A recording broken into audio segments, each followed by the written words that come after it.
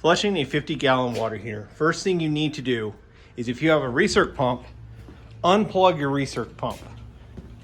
Because if it has no water in it, it's going to burn up your pump.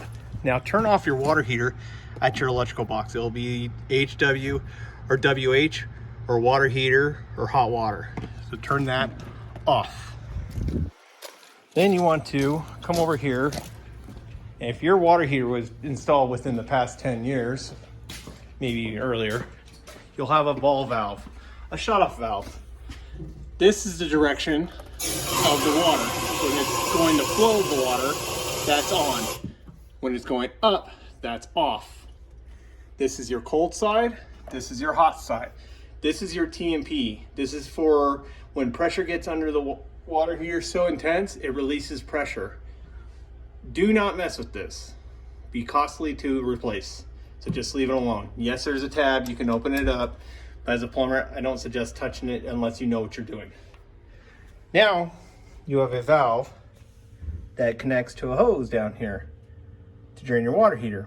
So you have your electric off, you've unplugged your water recirc pump, you shut off your water, now you're ready to dump the water out. So basically just do a quarter turn and it'll start releasing the water.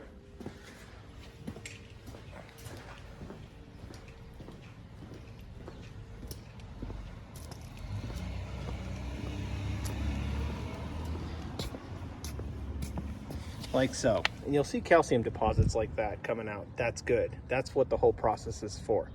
Now, this water heater was just flushed, so there's not going to be a whole lot coming out. There's one, there's one. That's pretty much the process. And when you're done, what you're going to do is reverse the process.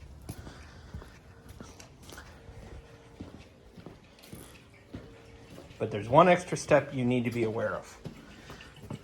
Once you've done that, you turn it off. Turn back on your ball valve very slowly. Just like that. Now, since there's air in the water heater, the air needs to escape. So go inside and turn on the closest lab faucet nearby. On the hot. That's normal. It hasn't built up pressure yet. Eventually, we'll start to see air coming out. That's normal. Until you see a steady flow of water, you're good to go. You can go turn back on your power.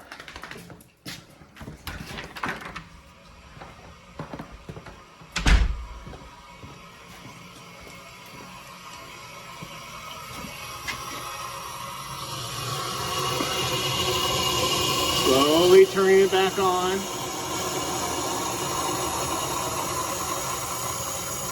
So it builds up pressure.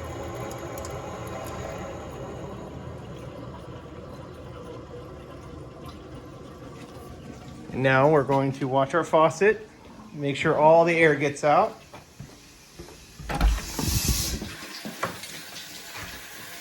All the air is out. Turn off your faucet.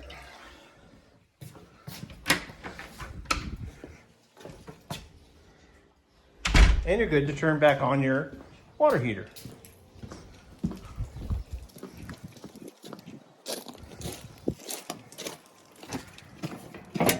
All done. Don't forget to plug back in your recirc pump. Now, after you emptied your water heater, it usually takes a half hour to an hour, based on your elements, how good they are, to heat back up. And here's a little key what I do.